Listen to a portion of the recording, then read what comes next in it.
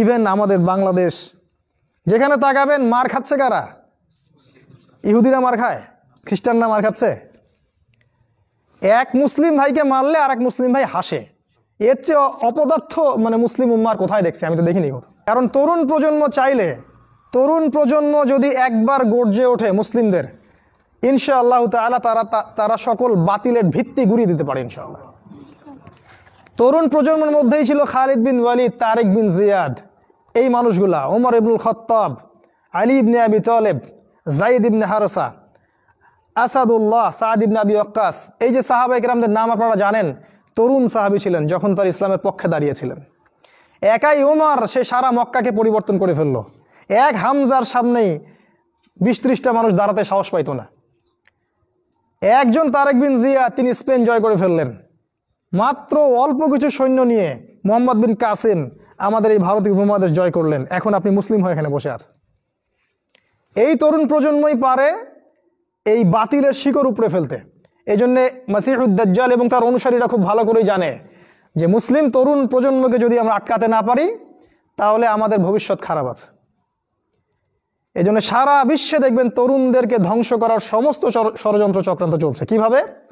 Point number 1, প্রথমত ইহুদি এবং খ্রিস্টান এই সভ্যতা আপনার সাথে যা করেছে তা হচ্ছে আপনাকে আপনার জীবনের উদ্দেশ্য থেকে তারা সরিয়ে দিয়েছে। এটা 1 নাম্বার কাজ তারা করেছে। আল্লাহ পাক কোরআনে বলেছিলেন, ওয়ামা খালাকতুল জিন্না ওয়াল ইনসা ইল্লা লিয়াবুদুন, আমি মানুষ এবং জিনকে শুধুমাত্র আমার ইবাদত করার জন্যই সৃষ্টি করেছি। তারা আপনাকে এই উদ্দেশ্য থেকে সরিয়ে দিয়েছে। এখনকার যুবক শ্রেণী আল্লাহর জন্য বাঁচে না, আল্লাহর জন্য মরে না। নো, এখনকার যুবক শ্রেণী টাকার জন্য বাঁচে, পদের জন্য বাঁচে, চাকরির জন্য বাঁচে, একটা মেয়ের জন্য বাঁচে। এখনকার যুবক শ্রেণী আল্লাহর জন্য বাঁচে না। ইল্লা মাশাআল্লাহ, অল্প কিছু ভাই আছে জানি, তাদের কথা আলাদা। এটা প্রথম কাজ সেটা করেছে, আপনাকে আপনার জীবনের উদ্দেশ্য থেকে সরিয়ে দিয়েছে। আমি 100% নিশ্চিতভাবে বলতে পারি, আপনি যে যুবককে জিজ্ঞাসা করবেন যে বাবা তোমার জীবনের উদ্দেশ্য কি, কেউই বলবে না আমার জীবনের উদ্দেশ্য জান্নাত। চ্যালেঞ্জ করলাম আমি, জিজ্ঞাসা করে দেখেন। কোনো যুবক বলবে না আমার জীবনের উদ্দেশ্য জান্নাত, বলবে না। তার জীবনের উদ্দেশ্য চাকরি, অথবা একটা অ্যাফেয়ার, অথবা পলিটিক্যাল পাওয়ার, অথবা স্ট্যাটাস, অথবা জমি বাড়ি অথবা গাড়ি। কারণ সমাজ এবং পরিবার তাকে এটাই শিক্ষা দিয়েছে, নিজের পায়ে দাঁড়াতে হবে বাবা তোমাকে। তো প্রথম যে কাজটা তারা করেছে সেটা হলো তারা আপনাকে আপনার জীবনের উদ্দেশ্য থেকে সরিয়ে দিয়েছে। 2 নাম্বার কাজ তারা যেটা করেছে সেটা হলো যে আপনার শারীরিক শক্তিটাকে তারা নষ্ট করেছে। প্রথমত, এখনকার যুবকদের শারীরিক শক্তি আর আমাদের চাচাদের শারীরিক শক্তির মধ্যে আকাশ পাতাল পার্থক্য আছে। এখানকার কোনো চাচার সাথে লড়াই করার ক্ষমতা তোমাদের নাই। তোমরা 3 জন মিলে একজন চাচার সাথে পারবা না ইনশাআল্লাহ, আমি বিশ্বাস করি এটা। আমার একজন আত্মীয় যিনি একটা প্রশাসনিক পদে আছেন, হার্ট স্ট্রোক করেছিলেন, আমি দেখতে গিয়েছিলাম। তিনি একসময় বাংলাদেশের পক্ষে অস্ত্র ধরেছিলেন। যখন একটা সীমান্তে লড়াই হয়েছিল বাংলাদেশের সাথে অন্য একটা নাফ নদীর ওখানে, তিনি বিডিআরে ছিলেন, যেটাকে আমরা বিডিআর বলি। আমি যখন তাকে দেখতে গিয়েছি আমি বলেছিলাম যে না আপনি তো দুর্বল হয়ে যাচ্ছেন। তিনি আমাকে বলেছিলেন যে তুমি এখনো আমার সাথে পারবা না, তুমি এখনো আমার সাথে পারবা না। আগেকার মানুষদের যে শক্তি, ফিজিক্যাল স্ট্রেংথ, এটা তোমাদের মধ্যে নাই। তোমরা কি বুঝতে পারো? এটা ওরা করেছে। কিভাবে জানো? তোমাদের জীবনযাত্রার রুটিনটা তারা চেঞ্জ করে দিয়েছে। তোমরা এখন ঘুমাও 12টা, 1টা, 2টা, 3টায়, আর ওঠো ওই যে 10টা, 11টা, 12টায়। তোমরা আর রাসূলের সুন্নাহ অনুযায়ী চলো না। আমাদের চাচারা ঘুমাতেন 9টায়, ওই যে ভোর 4টায় উঠতেন, তাহাজ্জুদ পড়তেন, তারপরে নামাজ পড়তেন, মাঠে কাজ করতে যাইতেন। তাদের যে ফিজিক্যাল স্ট্রেংথ, এটা তোমাদের মধ্যে নাই। যদি আবারও মুক্তিযুদ্ধ হয় তোমরা কিছুই করতে পারবে না দেশের জন্য। ওটা পেঁচাল পারে লাভ নাই যে সোনার প্রজন্ম তৈরি করতেছে, এগুলো বোগাস কথাবার্তা। বিশ্বাস না হয় একটা মাঠে 10 পাক রাউন্ড দেওয়ান না সবাইকে, একটা মাঠে নিয়ে যান, 10 পাক দৌড়াতে লাগায় দেন, দেখেন কয়জন দৌড়াতে পারে। তোমাদের শারীরিক শক্তি ওরা নষ্ট করে দিয়েছে। এটা একটা তোমাদের রুটিনটা ওরা চেঞ্জ করেছে। তোমাদের হাতে ধরিয়ে দিয়েছে smartphone, laptop, internet, Facebooking, YouTubing, সারা দিন সারা রাত ওই মোবাইলের পিছনেই বসে আছে। আমি শহরের ছেলে তো, আমি তো আরও ভালো জানি আপনাদের চাইতে। রাস্তায় হাঁটি, মাথা উপরে তুলে হাঁটে না, মাথা নিচের দিকে তুলেই হাঁটে। কার সাথে ধাক্কা লাগছে, কার সাথে কি হচ্ছে টেরই পায় না। শারীরিক শক্তি তোমাদের নষ্ট করেছে। আরেকটা কাজ তারা করেছে, আমরা যে খাবার খাই সেই প্রত্যেকটা খাবারের মধ্যে তারা এমন কিছু পয়জন ঢুকিয়ে দিয়েছে যার মধ্য দিয়ে এমন জটিল জটিল রোগ ব্যাধির সৃষ্টি হচ্ছে যেটা আগের 50-100 বছর আগে ছিল না। বিশ্বাস না হলে আপনি চেক করে দেখেন। এখন যত খাবার তোমরা খাও, বাইরের খাবার, ম্যানুফ্যাকচার্ড খাবার, এই প্রতিটা খাবার তোমাদের শরীরের জন্য ক্ষতিকর। যা খাচ্ছ বাইরের ম্যানুফ্যাকচার্ড, এই যে ড্রিঙ্কসগুলো খাচ্ছ, এই যে ফুডগুলো খাচ্ছ, ফাস্টফুড খাচ্ছ, এই যে হোটেলগুলোতে খাচ্ছ, হাইজেনিক কোনো খাবারই তোমরা খাচ্ছ না। অথচ আমাদের এই চাচাদের দিকে তাকিয়ে দেখো, তারা সব দেশি জিনিসপত্র খেয়ে খেয়ে বড় হয়েছেন। ওই সময় ফ্রেশ বাতাস, ফ্রেশ খাবার, এখনও তারা স্ট্রং।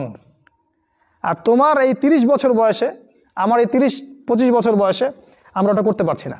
এটা এমনি এমনি হয়নি, এটা ওদের চক্রান্ত ছিল যাতে করে মুসলিম উম্মার তরুণ প্রজন্মকে তারা ধ্বংস করতে পারে। মুসলিম উম্মার তরুণ প্রজন্ম সেই জাজবা রাখে না।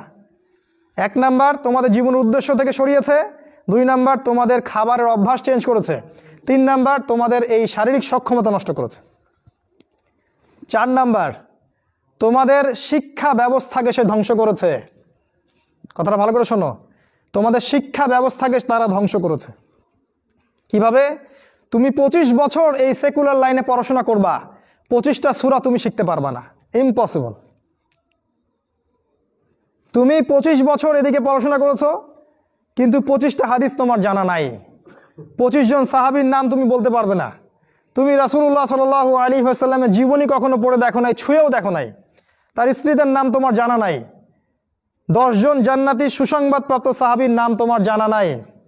কিন্তু তুমি এদিকে science, arts, commerce, physics, chemistry, biology, হাবি জাবি সব পড়ে শেষ করেছো, ইসলামের বেসিক নলেজ তুমি অর্জন করো নাই। এটা ওদের চক্রান্ত ছিল, শিক্ষা ব্যবস্থা দিয়ে তোমাদেরকে ইসলাম থেকে সরিয়ে দেয়া, এবং তারা সেখানে 100% সফল। এগুলো নিয়ে কথা বলার সময় যেহেতু আমাদের নাই, আমরা যেহেতু আমাদের ওই যে হাত বাঁধা, আমিন টামিন এইসব নিয়ে আমরা যে মারামারি কাটাকাটির মধ্যে আছি, এটাই হচ্ছে আমাদের বড় জিহাদ আমাদের, তাই না? এই জায়গায় কাজ করা উচিত ছিল। পক্ষান্তরে যারা মাদ্রাসায় পড়ছি আমরা, অত্যন্ত দুঃখজনক যে মাদ্রাসায় পড়ার পরেও আমরা সাম্প্রদায়িক হয়ে যাচ্ছি কেন জানি। নিজের বুঝ, নিজের দল, নিজের মাযহাব, নিজের তরিকার বাইরে আমরা আর চিন্তা করতে পারছি না। ইসলাম যে একটা প্রশস্ত সাগর, এখানে যে কত কি আছে এটা আমাদের জানা হচ্ছে না। একই সাথে কোরআন সুন্নাহ হাতে থাকার পরেও আমরা বিশ্বকে চ্যালেঞ্জ করতে পারছি না। আল্লাহ পাক বলেছেন, কোরআন আমি তোমার উপর নাজিল করেছি তিবিয়ানান লিকুল্লি শাই, এটা প্রত্যেকটা বিষয়ের ব্যাখ্যা। কিন্তু কোরআন থেকে আমরা পৃথিবীর সবকিছু এখন ব্যাখ্যা করতে পারি না। কোরআন দিয়ে আমরা অর্থনীতি ব্যাখ্যা করতে পারি না, আমরা রাজনীতি ব্যাখ্যা করতে পারি না, আমরা শেষ জামানাকে ব্যাখ্যা করতে পারি না। কিন্তু কোরআন আমাদের হাতে আছে, ঘরে আছে। মাদ্রাসায় পড়ছি, কিন্তু মাদ্রাসায় পড়ে ইংরেজি জানছি না, আইসিটি জানছি না, বিশ্ব সম্পর্কে জানছি না, অর্থনীতি জানছি না, এমনকি ইসলামের ইতিহাসও জানছি না। তাহলে এখানেও কিছু সমস্যা থেকে গেছে। এটা দ্বিমুখী শিক্ষা ব্যবস্থা চলছে, এটার একমুখীকরণ প্রয়োজন ছিল, যেটা হয়নি বিগত 50, 60, 70 বছরে। আর আগামী তো অল্প সময় বাকি আছে, এখন এটার জন্য আর চেষ্টা করেও কোনো লাভ হবে আমার মনে হয় না। আল্লাহু আ'লাম বিসওয়াব। এটা 4 নাম্বার কাজ তারা করেছে, এডুকেশন সিস্টেমকে দিয়ে তোমাদের ভিতরটাকে ধ্বংস করে দিয়েছে। 5 নাম্বার, তারা তোমাদেরকে দুনিয়ার মোহে ব্যস্ত রেখেছে। 5 নাম্বার, দুনিয়াটাকে এত সুশোভিত করে তোমাদের সামনে তুলে ধরেছে, মনে হচ্ছে এই দুনিয়াই সবকিছু। আর এই দুনিয়া পূজারী কোনো যুবক ছেলেকে দিয়ে আপনি আল্লাহর পথে কোনো খেদমত আশা করতে পারেন না, কারণ ওর পুরো চিন্তাটা দুনিয়া কেন্দ্রিক। সকালবেলা ঘুম থেকে উঠে ও চিন্তা করে দুনিয়া, দুনিয়ার দুনিয়া, রাতে ঘুমানো পর্যন্ত। আল্লাহকুমুত তাকাসুর, আল্লাহ পাক বলেছেন, হাত্তা যুরতুমুল মাকাবির, যতক্ষণ না তোমরা কবরে পৌঁছাচ্ছ ততক্ষণ এই প্রাচুর্যের প্রতিযোগিতায় লিপ্ত আছো। দুনিয়ার সুশোভিত, এই যে দেখবে দুনিয়ার যত মোহ, এটা তোমার সামনে সহজলভ্য করা হয়েছে। অল্প টাকা দিন এত জিবি কিনুন, মাত্র এত টাকা দিন এত কিছু কিনুন। ফোন করছে মেয়ে, আপনার রিসিভ করছে, মানে নারী, এই যে অনলাইন, এই যে ইন্টারনেট, পর্নোগ্রাফি, ব্লু ফিল্ম, হারাম অ্যাফেয়ার্স, এই যে বয়ফ্রেন্ড গার্লফ্রেন্ড, এগুলোকে আপনার সামনে এত সহজলভ্য করে দিয়েছে যে একটা যুবক ছেলে চাইলেই জেনা করতে পারে। তুমি যদি চাও এখনই জেনা করতে পারবে, কেউ তোমাকে বাধা দিবে না। তোমার সামনে জেনাকে এত সহজ করা হয়েছে, তুমি চাইলে এখনই মদ খেতে পারবে, কেউ তোমাকে বাধা দিবে না। আর মদের তো লাইসেন্স দেয়া আছে আমাদের দেশে, পতিতালয়গুলোর লাইসেন্সও দেয়া আছে, কেউ তোমাকে বাধা দিবে না। এটা এত সহজ কেন করে দেয়া হলো? অথচ মদ যদি উমর রাদিয়াল্লাহু আনহুর সময় কেউ পান করত, তাকে 80টা বেত্রাঘাত করা হতো। কেউ যদি জিনা করতো ওই সময়, তাহলে প্রকাশ্যে ওকে 100টা বেত্রাঘাত করা হতো। কোনো বিবাহিত ব্যক্তি যদি জিনা করত, তাকে রজম করে হত্যা করা হতো। কেউ যদি কোনো ব্যক্তিকে অন্যায়ভাবে হত্যা করত, তাকেও কেসাস করা হতো, হত্যা করা হতো। এগুলো তুমি আর দেখবে না। এখন তুমি দেখবে সমস্ত পাপ সহজলভ্য হয়ে গেছে। এটা এমনি এমনি হয়নি, তারা করেছে তোমার জন্যে, যাতে তোমার ভিতরের ঈমানটা চলে যায়। কারণ পাপী হৃদয় নিয়ে তুমি আল্লাহর পথে দাওয়াত ও জিহাদ করতে পারবে না। কদ আফলাহা মান যাক্কাহা ওয়া কদ খাবা মান দাসাহা। যে পবিত্র হয়েছে সে সফল, আর সে ধ্বংস হলো যার ভিতরটা কলুষিত হয়ে গেছে। তোমার ভিতরটা কলুষিত হয়ে গেছে, তোমার ভিতরে কোনো রকম চেতনাই নাই আল্লাহর পথে দাওয়াতের এবং জিহাদের। এটা ধ্বংস করে ফেলা হয়েছে। কারণ পাপ করতে করতে করতে করতে তোমার ভিতরে কালিমা লেপন হয়ে গেছে। কারণ তুমি দিনে একটা বারও আল্লাহকে বলো না আস্তাগফিরুল্লাহ ওয়া আতুবু ইলাইহি। খেয়াল করে দেখবা, কোরআন তেলাওয়াত শুনে তোমার চোখ দিয়ে কখনো পানি পড়ে না। কখনো কি খেয়াল করেছো যে কোরআন তেলাওয়াত তোমার সামনে দিনরাত করা হচ্ছে, তোমার চোখ দিয়ে এক ফোঁটা পানি বের হচ্ছে না? কেন বের হচ্ছে না? কারণ তোমার ভিতরে সেই পরিশুদ্ধ হৃদয়টা নাই, তাসকিয়া নূরটা নাই, পাপ দিয়ে ভর্তি হয়ে গেছে। 6 নাম্বার, নারীকে তোমার সামনে সহজলভ্য করা হয়েছে। নারী মেয়েদেরকে তোমার সামনে এমনভাবে উপস্থাপন করা হয়েছে ন্যাংটা করে। রাসূল সাল্লাল্লাহু আলাইহি ওয়াসাল্লাম বলেছিলেন যে শেষ জামানায় 2 শ্রেণীর মানুষ আসবে যাদেরকে আমি এখনো দেখি নাই। এক শ্রেণী হচ্ছে নিসাউন কাসিয়াতুন আরিয়া মুইলাতুন মামিলাত, মানে এমন এক শ্রেণীর মেয়ে বের হবে শেষ জামানায় যারা কাপড় পরেও ন্যাংটা হয়ে থাকবে। ভাষাটা ভালো করে বোঝেন, কাপড় পরেও তারা নগ্ন হয়ে থাকবে। আমার মনে হয় না এটার ব্যাখ্যা করার দরকার আছে। কাপড় পরবে কিন্তু কাপড়ের সবকিছুই, ভিতরে সবকিছু আপনি দেখতে পারবেন, বুঝতে পারবেন কোন অঙ্গ কতটুকু উঁচু নিচু, কোনটা কি। এখন এমন ড্রেস বাইরে থেকে ভিতরে সব দেখা যায়, কাঠামোকে সেটাও দেখা যায়। এমনকি এমন বোরখা বের হয়েছে এখন, যেটা পরার পরেও দেখবেন যে তার ফিজিক্যাল সমস্ত স্ট্রাকচার বোঝা যায়। এই যে নারীরা বের হবে, এটা রাসূল আগেই বলেছিলেন। একটা হাদিস আপনাদেরকে বলি, নবী সাল্লাল্লাহু আলাইহি ওয়াসাল্লাম আরো বলেছেন যে এই মাসিহুদ দাজ্জালের সবচেয়ে শেষ অনুসারী হবে এক শ্রেণীর নারী, এক শ্রেণীর নগ্ন নারী, যাদেরকে তার স্বামী বাবা পিতা ঘরে রাখতে চাইবে, কিন্তু তারা ঘরে থাকবে না, তারা বাঁধন ছিঁড়ে বের হয়ে চলে যাবে বাইরে। আবার বুঝাই, শেষ জামানায় মাসিহুদ দাজ্জালের অনুসারী হবে এক শ্রেণীর নারী, যাদেরকে তাদের পিতা স্বামী ভাই ঘরে রাখতে চাইবে, তারা ঘরে থাকবে না। আপনি কি বুঝতে পারছেন তারা কারা? বর্তমান সময়ের এই ফ্যামিনিস্ট রেভলিউশন যারা করছে, এরা সবাই দাজ্জালের অনুসারী। দাজ্জাল যখন বের হবে, এরা সবাই তাকে অনুসরণ করবে, অবশ্যই করবে। একটা কোভিড-19 যদি সবাইকে একমুখী করে ফেলতে পারে, দাজ্জালের ফিতনা যে কত ভয়ঙ্কর হবে সেটা চিন্তাই করতে পারবেন না আপনি। একটা খালি হুঙ্কার যে মূর্তি স্থাপন হবেই, যে এর বিরোধিতা করবে তার বিরুদ্ধে রাষ্ট্রদ্রোহের মামলা দেওয়া হবে। সারা দেশের মানুষ ম্যাক্সিমামই এখন ওইদিকে অনুসরণ করছে। এই যদি অবস্থা, তাহলে দাজ্জাল যখন বের হবে তখন যে কোটি কোটি মানুষ তাকে অনুসরণ করবে না, এটা কি কোনো গ্যারান্টি আছে? বরং কোটি কোটি মানুষই তাকে অনুসরণ করবে। তোমার সামনে নারীকে সহজলভ্য করে দেওয়া হয়েছে। স্কুলে নারী, স্কুল কলেজের মধ্যে কো এডুকেশন, ছেলে মেয়ে একসাথে বসে পড়াশোনা করে। একটা মেয়ে এরকম নগ্ন পোশাক পরে আমার সামনে যদি বসে থাকে দিনে 5 ঘন্টা, কয়দিন আপনি জেনা থেকে দূরে থাকতে পারবেন বলেন তো? আজকে আপনি দেখা করবেন, কালকে নোট নেবেন, তারপরে দেখা সাক্ষাৎ হবে, কফি খাবেন, এক পর্যায়ে ঘুরতে যাবেন, ডেটে যাবেন, আস্তে আস্তে আস্তে আস্তে তার সাথে আপনি জেনায় লিপ্ত হয়ে যাবেন। এর জন্য কি শুধু ছেলেটা দায়ী? এর জন্য কি শুধু ছেলেটাই দায়ী? এই মেয়েটাও দায়ী, এই মেয়ের পরিবারও দায়ী, এই ছেলের পরিবারও দায়ী। আর সবচেয়ে বড় দায়ী হচ্ছে সে ব্যক্তি যে এই সিস্টেমটাকে লঞ্চ করেছে এই দেশের মধ্যে, যে সিস্টেমের মধ্যে পড়াশোনা করাচ্ছে, এরাই সবচেয়ে বড় দায়ী। সূরা নূরের একটা আয়াত আছে না, যে যারা মুমিনদের সমাজের মধ্যে এই অশ্লীলতা ছড়ায়, তারা যেন সতর্ক হয়ে যায়, আল্লাহর পক্ষ থেকে ভয়ঙ্কর আযাব তাদের উপর আসবে।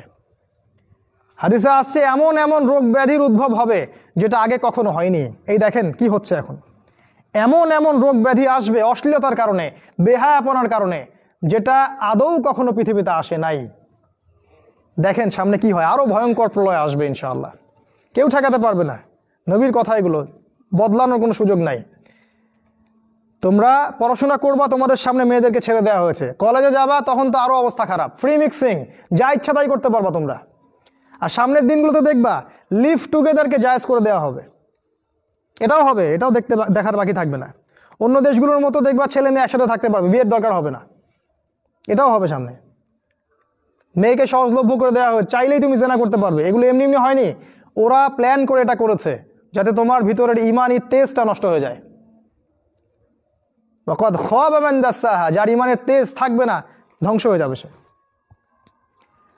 7 নাম্বার, তোমার তোমার প্রতি তারা প্ল্যান করেছে আর একটা এরকম, যে তোমাকে ইসলামের মধ্যে যখন তুমি ইসলাম ফলো করতে চাইবা, কোনোভাবে যদি তুমি ইসলাম ফলো করতে চাও, তখন দেখবা ইসলামের মধ্যে এসে 1000টা দলাদলি, 1000টা। তখন তুমি কনফিউজড হয়ে যাবা যে কোথায় যাব আর কোথায় হক পাবো। যারা ইসলামপন্থী তাদের মাঝেও তারা এমন একটা চক্রান্ত করে দিয়েছে যাতে মুসলিমরা মুসলিমদের সাথে সারা জীবন মারামারি কাটাকাটি করতে থাকে। বাস্তবতা দেখেন তাই হচ্ছে। এভাবে তারা তোমাকে ওদের গোলাম বানানোর প্ল্যান করেছে। 8 নাম্বার, রিজিক, তোমাকে সারাদিন রিজিকের টেনশন দিয়ে রেখেছে ওরা। রিজিক নিয়ে প্রতিটা যুবক টেনশন, টেনশন আর টেনশন, কি করব, কি খাবো আর কি পরবো, কি কবে চাকরি পাবো আর কি ব্যবসা করবো, সারাদিন রিজিকের টেনশন। এই যে দারিদ্রতার ভয় আর রিজিকের ভয় দিয়ে তারা তোমাকে আল্লাহর পথ থেকে সরিয়ে দিয়েছে। 9 নাম্বার, আমি খুব শর্ট করে বলছি, অনেক ডিটেলস সময় লাগবে বেশি বললে।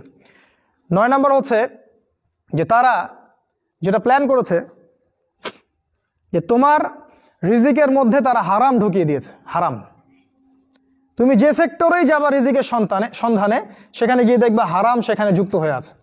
হয় ঘুষ থাকবে, না হলে সুদ থাকবে, না হলে প্রতারণা থাকবে, অথবা অন্য কোনো এমন কিছু থাকবে যার মধ্য দিয়ে তোমাকে রিজিক অন্বেষণ করতে হবে। চাকরিগুলোর দিকে তাকান, এখন দেখেন কি অবস্থা। ঘুষ ছাড়া আপনি চাকরি পাবেন, এটাও বিশ্বাস করতে বলেন আমাকে। আমি তো পাইলাম না ফার্স্ট ক্লাস রেজাল্ট নিয়ে। ব্যবসা করতে যাবেন, সেখানেও দেখবেন এমন এমন সিস্টেম করে দিয়েছে আপনি চাইলেও অনেক সময় হালাল ব্যবসা করতে পারবেন না। একটা হালাল পণ্যের ব্যবসা করবেন, সেখানেও হারাম তারা ঢুকিয়ে দিয়েছে। এগুলো এমনি এমনি হয়নি। আর 10 নম্বর একটা হচ্ছে যে ইসলামিক মানে জীবনের প্রতিটা ক্ষেত্রে বলতে বোঝাচ্ছি আপনার ব্যক্তি জীবন, আপনার সামাজিক জীবন, আপনার পরিবার, আপনার এই যে রাষ্ট্র, বিশ্ব, ইসলামের প্রতিটা ক্ষেত্রে যে একজন ব্যক্তি হবে আপনার আদর্শ, তিনি হচ্ছেন কে? মুহাম্মদ রাসূলুল্লাহ সাল্লাল্লাহু আলাইহি ওয়াসাল্লাম। এটা কার কথা? আমাদের কথা না আল্লাহর কথা? লাকাদ কানা লাকুম ফি রাসূলিল্লাহি উসওয়াতুন হাসানা। ওই উসওয়াতুন হাসানা যাকে আপনার উচিত ছিল ব্যক্তি, পরিবার, সমাজ, রাষ্ট্র সমস্ত জীবনে বাস্তবায়ন করার, এই উসওয়াতুল হাসানা তারা সরিয়ে দিয়েছে, দেয় নাই? এখন আপনার উসওয়াতুল হাসানা কার্ল মার্কস অথবা লেনিন অথবা স্টেলিন অথবা আব্রাহাম লিঙ্কন অথবা অমুক তমুক দার্শনিক কেউ না কেউ। আপনি মুহাম্মদ সাল্লাল্লাহু আলাইহি ওয়াসাল্লামকে আর জীবনের সব ক্ষেত্রে নেতা হিসেবে গ্রহণ করতে চান না। কথা কি মিথ্যা বলেছি? আপনি হয়তো ইবাদত করছেন তার পদ্ধতিতে, তা আপনি অর্থনৈতিক জীবনে গিয়ে তার হেদায়েত মানছেন না। আপনি সামাজিক ক্ষেত্রে গিয়ে রাসূলের আদর্শ মানছেন না। বিশ্ব রাজনীতি করতে আপনি রাসূলের আদর্শের মোটেই পরোয়া করছেন না, ওটা জাদুঘরে। এই বিষয়গুলোতে আমরাই ভালো বুঝি। অপেক্ষা করতে থাকেন। জাস্ট আমার তো কিছু করার নাই, আমাদের তো কিছু বলারও নাই, আমরা তো মাজলুম এবং দুর্বল। আমরা শুধু এতটুকু বলবো, আপনি just wait until you reach your grave. আপনি যতক্ষণ পর্যন্ত আপনার কবরে পৌঁছান নাই, ওই পর্যন্ত অপেক্ষা করতে থাকেন। তারপরে দেখেন আপনার সাথে কি হয়। যখন ফেরেশতারা কলার ধরে তুলে প্রশ্ন করবে, মান হাযা রাজুল বুইসা ফীকুম, এই ব্যক্তি কে ছিল যাকে তোমাদের কাছে রাসূল করে পাঠানো হয়েছিল, তখন এরা কোশ্চিন কালেও বলতে পারবে না যে ইনি হচ্ছেন রাসূলুল্লাহ সাল্লাল্লাহু আলাইহি ওয়াসাল্লাম। বলে মা আদরি, আমি জানি না, লা আদরি, আমি জানি না। মানুষ কিছু বলতো, আমি শুনতাম। খুবই ভয়ঙ্কর জায়গা। একজন সাহাবীর নাম বলি, সাদ বিন মুয়াজ রাদিয়াল্লাহু আনহু, নাম শুনেছেন? তোমরা তো শোনো নাই মনে হয়। সাদ বিন মুয়াজ এত ভালোবাসতেন নবী তাকে যে তার মৃত্যুতে রাসূল সাল্লাল্লাহু আলাইহি ওয়াসাল্লাম এত কষ্ট পেয়েছিলেন। সাদ বিন মুয়াজ আনসার সাহাবী ছিলেন, তার একার দাওয়াতে প্রচেষ্টায় মদিনায় বহু মানুষ ইসলাম কবুল করেছিল। এই মানুষ খন্দকের যুদ্ধে তার গায়ে একটা তীর লাগে, প্রচুর রক্ত প্রবাহ হয় এবং তিনি মারা যান, শহীদ হয়ে যান। এই সাদ বিন মুয়াজের জানাজায় 70,000 ফেরেশতা অংশ নিয়েছিল এবং আল্লাহ রাব্বুল আলামিনের আরশ এই বান্দার মৃত্যুতে কেঁপে উঠেছিল। আপনাকে বলতে চাচ্ছি, এই সাদ বিন মুয়াজ রাদিয়াল্লাহু আনহুর কবরেও চাপা দেয়া হয়েছে, দুই দিক থেকে চাপা দেয়া হয়েছে। তিনি বলেছেন রাসূল সাল্লাল্লাহু আলাইহি ওয়াসাল্লাম, যদি কোনো ব্যক্তির কবরে আযাব না হতো তাহলে সাদ বিন মুয়াজের কবরে আযাব হতো না। তার কবরেও প্রশ্ন হয়েছে এবং চাপ দেওয়া হয়েছে। কবরের জীবন কেমন কেমন করে আপনাকে বুঝাবো, কিভাবে বুঝাবো আমরা? আমাদের বুঝানোর কোনো ক্ষমতাই নাই। আজকে আপনি রাসূলের আদর্শকে পরোয়া করছেন না। কাল যখন আপনাকে রেখে আসা হবে ওই যে বিসমিল্লাহি আলা মিল্লাতি রাসূলিল্লাহ বলে, তখন বুঝবেন যে রাসূলের মিল্লাত কাকে বলে। আল্লাহ পাক আমাদেরকে উসওয়াতুল হাসানা নির্ধারণ করার তৌফিক দান করুন। উসওয়াতুল হাসানা হবে একজন ব্যক্তি, দ্বিতীয় কোনো ব্যক্তি না। তিনি হচ্ছেন আমাদের প্রিয় নবী মুহাম্মদুর রাসূলুল্লাহ সাল্লাল্লাহু আলাইহি ওয়াসাল্লাম। হ্যাঁ, এটা ঠিক যদি কোনো ব্যক্তির কথা রাসূলের কথার সাথে মিলে যায়, সে যেই হোক না কেন তার কথা মানতে আমরা প্রস্তুত ইনশাআল্লাহ। বরং ওই কথা মানাই আমাদের জন্য ফরজ। আর পৃথিবীর যে ব্যক্তি হোক না কেন, সে যত বড় নেতা হোক না কেন, যেই হোক না কেন, কারো কথা যদি নবীর কথার সাথে না মেলে তাহলে সেই কথা মানতে আমরা মোটেও বাধ্য নই, বরং সেটাকে না মানাই হচ্ছে আপনার ঈমানের দাবি। এই 10টা কাজ তারা করেছে, এছাড়া আরও কিছু কাজ করেছে, আজকে আমি অত বলার সময় পাচ্ছি না। এখন আপনার প্রতি নাসিহা হচ্ছে যে যদি আপনি চান যে আপনার যৌবনকালটাকে আপনি আল্লাহর পথে ব্যয় করবেন, দুনিয়াতেও সুখী হবেন, পরকালেও সুখী হবেন, তাহলে আপনার জন্য একটা হাদিস আমি পেশ করছি। নবী সাল্লাল্লাহু আলাইহি ওয়াসাল্লাম বলেছেন, কিয়ামতের মাঠে 7 শ্রেণীর মানুষকে আল্লাহ পাক আরশের ছায়া দিবেন।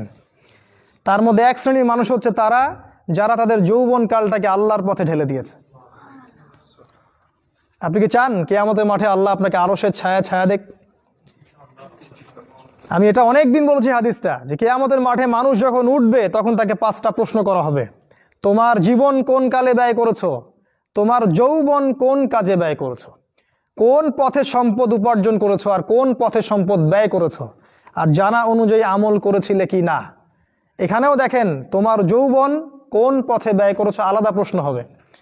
যদি আমরা যৌবন আল্লাহর পথে ব্যয় করতে পারি, আরশের ছায়া আপনি ছায়া পাবেন ইনশাআল্লাহ। আপনার নেতা হবে জান্নাতে হুসাইন রাদিয়াল্লাহু আনহু, এটা তো জানেন। তিনি হবেন জান্নাতে যুবকদের সর্দার। কত যুবক যে পৃথিবী থেকে চলে গেছে, হে আমার ভাই, আপনাকে কেমন করে বুঝাই, যারা দিন রাত কোনো কিছুর পরোয়া করেন নাই, দিন রাত আল্লাহর পথে ছুটে চলেছেন। ওই খালিদ বিন ওয়ালিদ রাদিয়াল্লাহু আনহুকে দেখেন, তিনি মৃত্যু সজ্জায় বলেছিলেন যে আমি জাহাদতু কাযা ওয়া কাযা, আমি যে কতই না যুদ্ধ করেছি আল্লাহর পথে, আমার শরীরে এমন একটা দাগও নাই যেখানে, মানে একটা জায়গাও বাকি নেই আমার শরীরের মধ্যে যেখানে কোনো তরোয়ালের আঘাত নাই বা বর্ষার ছোঁয়া নাই। সেদিন তিনি মৃত্যু সজ্জায় বলছিলেন যে আজকে আমি আমার বিছানায় মারা যাচ্ছি, আমি যুদ্ধের মাঠে মারা যাওয়ার সৌভাগ্য আমার হলো না। ফালা নামাত আইনুল জুবালা, তিনি বলেছিলেন যে পুরুষদের 2 চোখ যেন কখনো না ঘুমায়। ওই দেখো যুবক, তোমার আদর্শ। খুবাইব রাদিয়াল্লাহু আনহু, ইসলামের জন্য তাকে দায়ী করে পাঠানো হয়, রাজি নামক একটা জায়গায় কাফেররা তাকে ধরে ফেলে এবং তাকে শুল দণ্ড দিয়ে হত্যা করে। খুবাইব রাদিয়াল্লাহু আনহুকে যখন শুল দেওয়া হচ্ছিল, তিনি বলছিলেন, এই কবিতাটা ভালো করে পড়বা, রাহিকুল মাকতুম বই আছে, লাস্তু উবালিহি না উক্তালু মুসলিমান। তাকে যখন শুল দণ্ড দেওয়া হচ্ছে, শুল দণ্ড মানে বোঝো, পিছন দিয়ে মানে লৌহ দণ্ড প্রবেশ করিয়ে মাথা দিয়ে বের করে দিত, কঠিন দণ্ড, একটা ফাঁসি টাসির চেয়েও ভয়ঙ্কর। এই শুল দণ্ড তাকে দেওয়া হচ্ছে এবং বলা হচ্ছে, তুমি কি চাও তোমাকে ছেড়ে দেই আর মুহাম্মাদকে তোমার জায়গায় শুলদণ্ড দেই? কাফেররা বলেছিল। আর এই যুবক বলেছিলেন যে আমার জীবনের বিনিময়ে নবীর একটা চুলের আঘাত পাক, সেটাও আমি চাই না। দোয়া করছে, আল্লাহ আমার মৃত্যুর সংবাদটা নবীকে পৌঁছে দিও। আল্লাহ পাক সেটা পৌঁছে দিলেন। রাসূল মদিনা থেকে খবর পেয়ে গেলেন যে খুবাইবকে হত্যা করা হয়েছে। তিনি তখন কবিতা আবৃত্তি করছিলেন যে লাস্তু বালিহিনা উক্তালু মুসলিমান, আমি কোনো পরোয়াই করি না যখন আমাকে মুসলিম হিসেবে হত্যা করা হচ্ছে।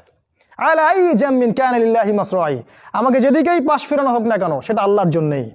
ওয়াযালিকাল ইলাহু ওয়া ইয়াশা, এবং তিনি হচ্ছেন এমন ইলাহ যিনি যদি চান ইউবারিক আলা ফি কুল্লি শিলুই মিমাসা, তাহলে তিনি প্রত্যেকটা আমার গোশত টুকরা হাড্ডির মধ্যে বরকত দিতে পারবেন। এই কবিতা বলতে বলতে তার জান চলে যায়। এই যে তোমার আদর্শ, কখনো ভেবেছো তাদেরকে নিয়ে? তারা তোমাদের সুপার হিরো। আজকে ফ্যান্টাসির জগতে সুপার হিরো খুঁজে বেড়াও তোমরা। তোমরা রাসূলের আদর্শ গ্রহণ করার সৌভাগ্য হলো না, খালিদ বিন ওয়ালিদকে দেখতে পারলে না, ওমর ইবনুল খাত্তাব এমন বীর যার সামনে 10 জন 15 জন কিছুই না, তরোয়াল নিয়ে বের হয়েছেন নবীকে হত্যা করবে। পথিমধ্যে শুনলেন কি তার বোন ভগ্নিপতি ইসলাম কবুল করেছে, চললেন বোন আর ভগ্নিপতিকে আগে মারবো তারপর নবীকে। সেখানে গিয়ে শুনলেন কোরআন তেলাওয়াত করা হচ্ছে, কান লাগিয়ে শুনলেন কি তেলাওয়াত করা হচ্ছে। জিজ্ঞাসা করলেন কি তেলাওয়াত করছো? তারা বলল যে আমরা কিছুই তেলাওয়াত করছিলাম না। তিনি মারধর শুরু করলেন, এক পর্যায়ে একটা কাগজ বের হয়ে আসলো, ওই যে নুসখা, সেখানে লেখা ছিল সূরা তাহা। সেই সূরা তাহার তিলাওয়াত শুনে পড়তে পড়তে পড়তে পড়তে তার চোখ দিয়ে দরদর করে পানি পড়তে লাগলো, এবং তিনি বলতে লাগলেন ইয়ানবাগি লিমান ইয়াকুলু হাদা আল্লা ইউবাদা মাআহু গায়রা, যে সত্তা এরকম কুরআন নাজিল করতে পারে উচিত হবে না যে তার সাথে কাউকে শরীক করা হোক। বললেন শাহিদতু আল্লা ইলাহা ইল্লাল্লাহ ওয়া আন্না মুহাম্মাদান রাসূলুল্লাহ, আমি সাক্ষ্য দিচ্ছি আল্লাহ ছাড়া কোনো মাবুদ নাই এবং মুহাম্মদ আল্লাহর রাসূল সাল্লাল্লাহু আলাইহি ওয়াসাল্লাম। খুযুনি ইলা রাসূলিল্লাহি ওয়া আসহাবিহি, আমাকে আল্লাহর রাসূল এবং সাহাবীদের কাছে নিয়ে চলো, আমি ইসলাম কবুল করব এখনই গিয়ে। সেখানে গিয়ে নবীকে বললেন ইয়া রাসূলুল্লাহ আমি জিতুকা উমিনু বিল্লাহি ওয়া রাসূলিহি, আমি আপনার কাছে এসেছি আল্লাহ এবং আপনার প্রতি ঈমানদার হয়েই এসেছি। ওয়া বিমা জিতা বিহি মিন ইনদিল্লাহ, আর আপনি আল্লাহর পক্ষ থেকে যা নিয়ে এসেছেন এই কোরআনের প্রতি ঈমানদার হয়েই আমি এসেছি এখানে। তিনি বললেন ওই সময় ওমর ইবনুল খাত্তাব যে ইয়া রাসূলুল্লাহ আমরা কি হকের উপর নাই? আলাসনা আলাল হক ওয়া লাইসু আলাল বাতিল, আমরা কি হকের উপর নাই? মুশরিকরা কি বাতিলের উপর নাই? তাহলে আমরা কেন গোপনে গোপনে ইসলামের দাওয়াত দিব? আজকে থেকে প্রকাশ্যে ইসলামের দাওয়াত দিব। তখন থেকে ইসলাম প্রকাশ্যে দাওয়াত পেয়েছে, তার আগে পায়নি। তুমি ওমর হতে পারো না? একটা ছেলেকে দেখলাম অনলাইনে, আমি তাকে চিনি না, অনলাইনে একটা স্ট্যাটাস দেখেছিলাম, খালি ইসলামের পক্ষে কিছু একটা বলার কারণে তার একটা বড় পথ চলে গেছে, এবং সে স্ট্যাটাস দিয়েছে যে যদি একদিন বাঁচি সিংহের মতো বাঁচবো, তাও ধর্মকে আমি দলের কাছে বিক্রি করব না। মন থেকে দোয়া চলে আসলো ওর ওখানে। আমি কমেন্ট করেছি যে তোমাকে আল্লাহ ওমরের মতো কবুল করুক। হামজা বীর সাহাবী, যাকে উহুদের যুদ্ধে শহীদ করা হয়েছে। আবু জেহেল রাসূলকে চর মেরেছিল একটা। হামজা রাদিয়াল্লাহু আনহু যখন শুনেছেন আবু জেহেল রাসূলকে মেরেছে, সরাসরি আবু জেহেলের বাসায় ওকে গলার ধরে বের করে প্রচণ্ড জোরে ঘুষি করে একটা মারা হলো।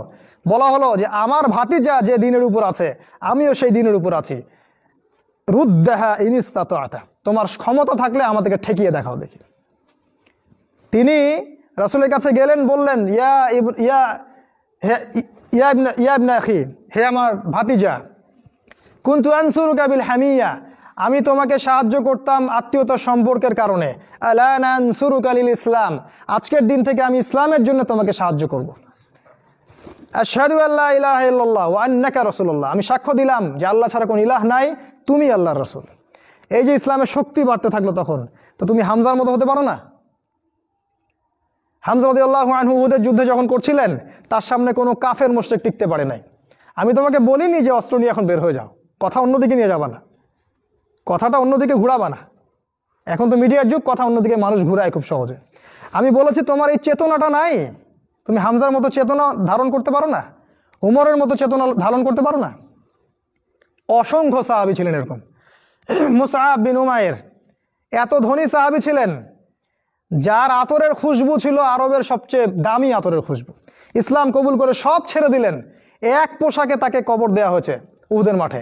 মানে তাকে যখন শহীদ করা হয় তার দেহের মধ্যে এতগুলো তরবারির দাগ ছিল তুমি কল্পনাও করতে পারবে না। এই সাহাবীকে রাসূল সাল্লাল্লাহু আলাইহি ওয়াসাল্লাম যখন দাফন করলেন, তাকে দাফন করার জন্য কোনো কাফন পাওয়া যাচ্ছিল না, ঘাস দিয়ে তাকে দাফন করা হয়েছে। এই হলো মুসআব বিন উমাইর রাদিয়াল্লাহু আনহু।